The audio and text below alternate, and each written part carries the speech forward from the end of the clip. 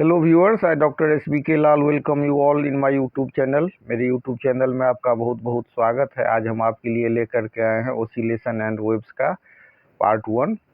तो इसमें हम बेसिक देखेंगे कुछ। तो हम आइए शुरू करते हैं। सबसे पहले समझते हैं कि व्हाट इज ओसिलेशन।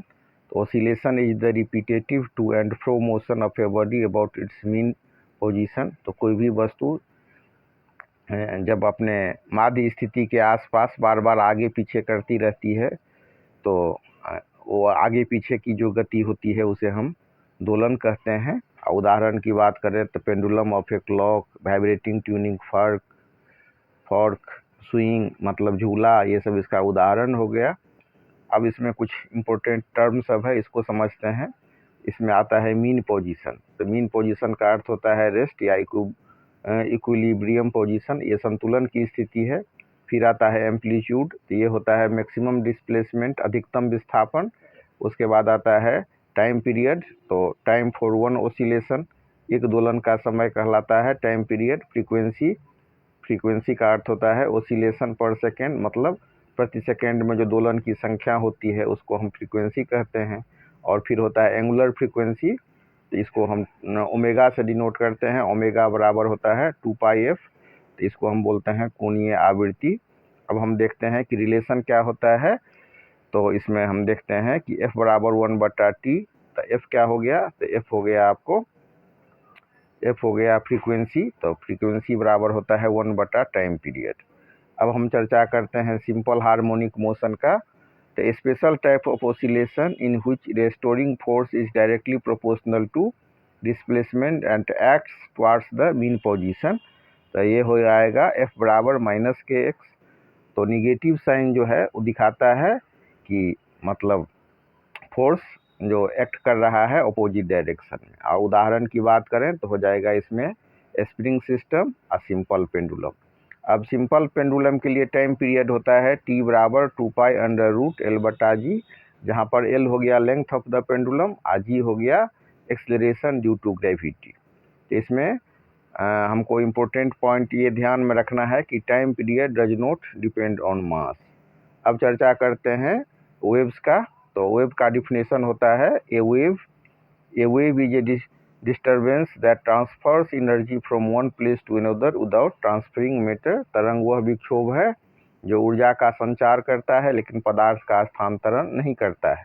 दो तरह के वेव होते हैं, एक होता है मैकेनिकल वेव जिसके गमन के लिए कोई मीडियम की आवश्यकता नहीं होती है, जैसे साउंड वेव्स, वाटर वेव्स।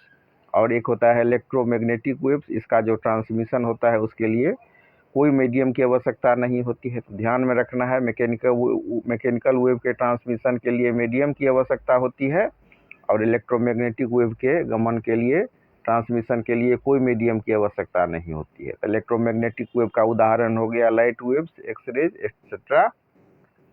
अब चर्चा करते हैं ट्रांसवर्स वेव का। तो particle vibrate perpendicular to direction of wave, तो ये हो गया ट्रांसवर्स वेव।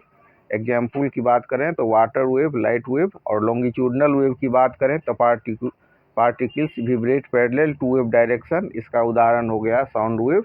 अब इसमें जो इम्पोर्टेंट टर्म है वो हो गया वेव लेंथ, जिसको हम लैम्डा से डिनोट करते हैं। तो ये हो जाएगा डिस्टेंस बिटवीन टू क्रेस्ट। अब फ्रीक्वेंसी की बात करें तो फ्रीक्वेंसी होता है नंबर ऑफ वेव पर सेकेंड, और इस तरह से वेव वेलोसिटी होता है स्पीड ऑफ वेव। अब चर्चा करते हैं क्रेस्ट क्या होता है। तो क्रेस्ट होता है हाईएस्ट पॉइंट, ट्रॉफ होता है lowest point. Compression and reflection in sound waves. तो इसके बाद कुछ इम्पोर्टेंट क्वेश्चन होता है, जैसे व्हाट इज ओसिलेशन। तो motion where restoring force is proportional to displacement. और उसके बाद अब चर्चा करते हैं ओसिलेशन का और वेव का। तो ओसिलेशन क्या होता है, मोशन ऑफ सिंगल पार्टिकल। और वेव क्या होता है, मोशन ऑफ डिस्टर्बेंस। ओसिलेशन होता है, ओसिलेशन में कोई एनर्जी का ट्रांसफ़र हो ऐसा नेसेसरी नहीं है, नो एनर्जी ट्रांसफ़र नेसेसरीली। अब इसमें वेव में क्या होता है, एनर्जी ट्रांसफ़र अकर्स। ओसिलेशन का एग्जाम्पल होगा पेंडुलम, और वेव का हो जाएगा sound wave, light wave etcetera. इस तरह से हम इसको समझ सकते हैं। अब हम समझते हैं मीन पोजीशन, वह स्थिति जहां वस्तु पर कुल बल शून्य होता है, ये इक्विलिब्रियम पोजीशन होता है, संतुलन की स्थिति। मीन पोजीशन से किसी भी समय पर जो दूरी होता है वो होता है विस्थापन यानी कि डिस्प्लेसमेंट, और एम्पलीट्यूड होता है मीन पोजीशन से अधिकतम विस्थापन। अधिकतम दूरी टाइम पीरियड की बात करें तो एक दोलन पूरा करने में लगा समय t बराबर 1/f, और फ्रीक्वेंसी होता है 1 सेकेंड में होने वाले दोलन की संख्या f बराबर 1/t, और एंगुलर फ्रीक्वेंसी बराबर होता है ओमेगा बराबर 2πf, और रिस्टोरिंग फोर्स होता है जो वस्तु को वापस मीन पोजीशन की ओर खींचता है, और f बराबर होता है -kx। और फेज क्या होता है तो किसी कण की स्थिति और दिशा की जानकारी देने वाला होता है फेज, और फेज डिफरेंस होता है दो कणों के बीच दोलन की स्थिति का अंतर। तो इस तरह से हम इसको समझ सकते हैं। अब हम चर्चा कर रहे हैं वेव वेलोसिटी का। तो वेव वेलोसिटी यानी कि तरंग की गति, इसके लिए फॉर्मूला है v बराबर f लैम्डा। और इसके बाद कंप्रेशन क्या होता है तो लॉन्गिट्यूडनल वेव में उच्च दबाव वाला क्षेत्र, रेयरफेक्शन माने होता है कम दाब वाला क्षेत्र, वेव नंबर के बराबर होता है 2π/λ। इंटेंसिटी का अर्थ होता है प्रति इकाई क्षेत्र ऊर्जा का प्रवाह, और फ्रीक्वेंसी ऑफ वेव होता है स्रोत की आवृत्ति के बराबर होता है, और टाइम पीरियड ऑफ वेव होता है t बराबर 1/f। इस तरह से हम इसको समझ सकते हैं। और कुछ बेसिक सबका चर्चा कर लेते हैं, जैसे ऑसिलेटरी मोशन।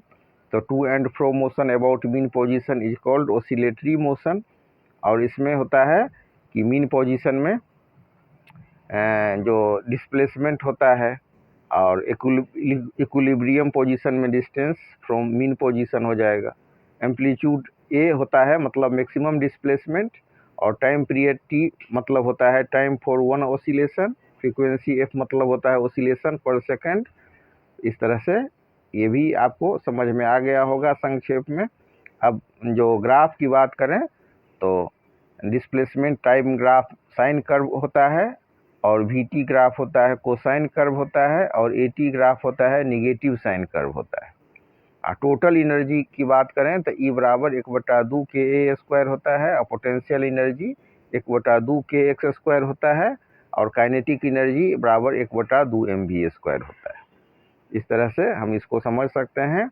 अब टाइप्स ऑफ ऑसिलेशन की बात करेंगे तो 3 तरह का ऑसिलेशन होता है, फ्री ऑसिलेशन, डैम्प्ड ऑसिलेशन, और फोर्स ऑसिलेशन।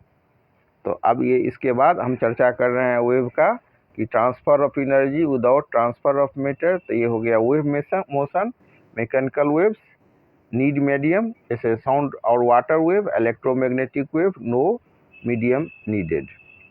ट्रांसवर्स में वेव में क्या होगा, vibration perpendicular to wave direction, example हो जाएगा लाइट। लॉन्गिट्यूडनल वेव में vibration parallel to wave direction. इस तरह से हम इसको समझ सकते हैं। और वेव इक्वेशन का फार्मूला होता है v बराबर f लैम्डा।